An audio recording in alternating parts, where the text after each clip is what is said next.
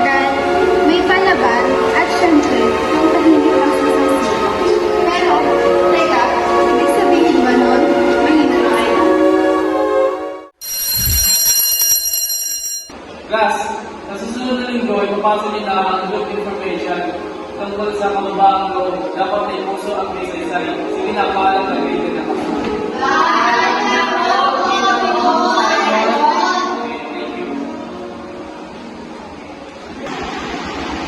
O, Julia, script? Para saan yan? Ikaw mag-informercial? Bida ka talaga. Hindi ko ginagawa para mapansin. Hindi ko rin intention naging bilang. Pero kung kahit isang beses kayo nakikinig ko sinasabi ko sa kapatid. Hala, kung bakit? Gusto mong sambahin kita?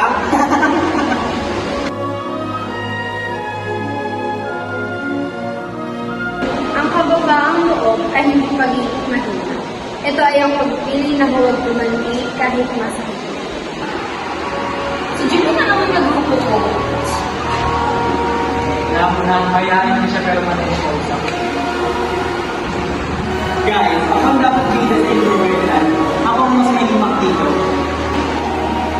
Eh, bata, hindi mo kailangan ng laki para mapansin. Sa bawat panlalaki, may taong mas pinipiling maging mahina. Ang kababaang loob ay hindi simpleng pag-ayon. Hindi ito tungkol sa pagpapatalo o pag-aalangan. Ito ay pagpili.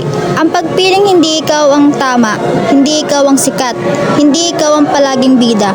Pero ikaw yung marunong makinig, marunong umintindi, at higit sa lahat, marunong rumespeto.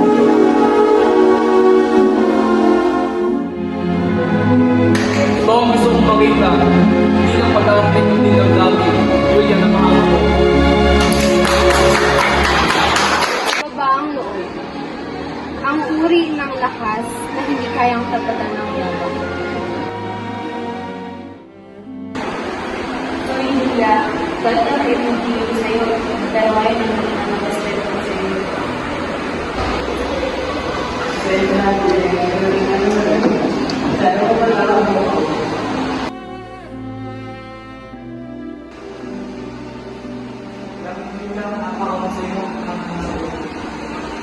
Salamat sa pag-ibig ng tawan. Hindi ko akalain marinig ko yan mula sa inyo. Pero kahit gano'n, hindi ko kayo pinanghiyan kasi alam ko